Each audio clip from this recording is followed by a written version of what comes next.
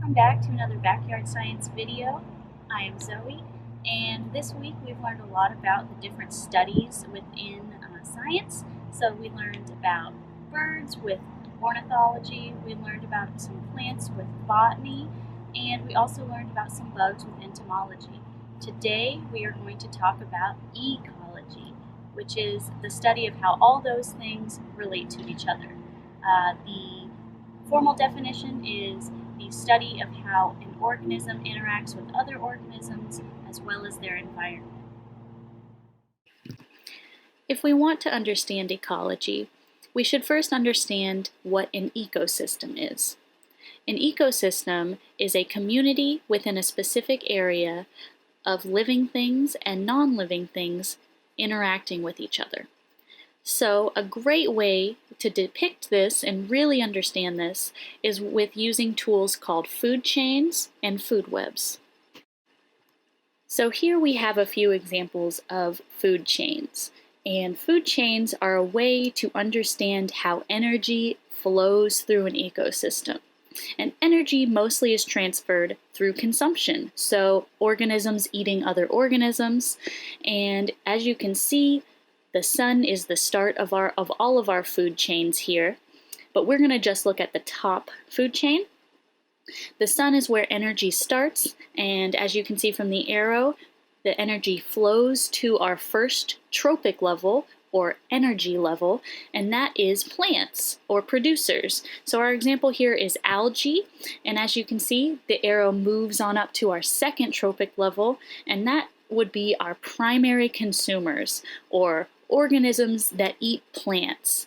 And our example here are tadpoles and red-legged frogs. And then we would move on up to the third trophic level, and that would be our secondary consumers or carnivores, organisms that eat other organisms that are not plants. So you can see they have a snake that would then eat the tadpoles or the red-legged frogs and get energy from them. And then as we move on up to the fourth trophic level, we get to our tertiary consumers or our top carnivores. You could think of these as the top of the food chain. And the example here is the great blue heron, because they tend to eat organisms that would fall into the third trophic levels, like fish and snakes.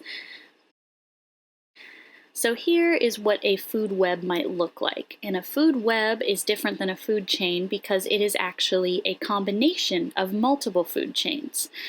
Just like in your life, you don't just eat one thing or wear one type of clothing every day. In an ecosystem, organisms don't just rely on one thing to survive.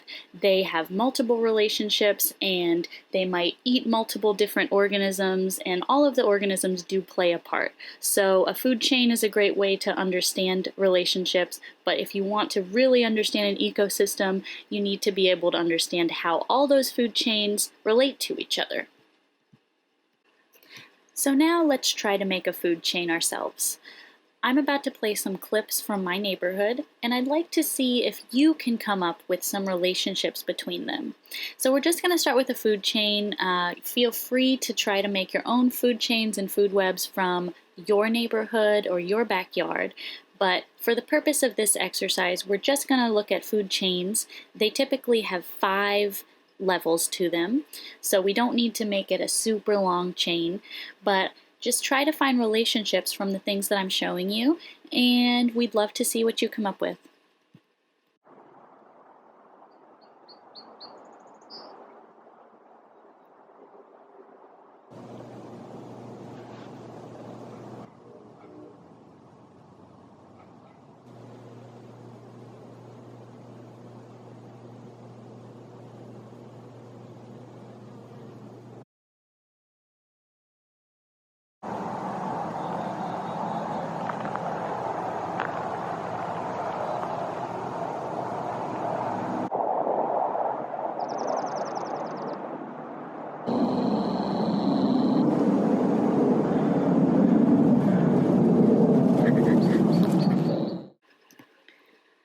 So I hope you enjoyed this introduction to ecology and this activity, If you'd like to share your work, we'd love to see any food chain or food web you've made, so you can share on Facebook or Instagram using the hashtag #JacksonBottom.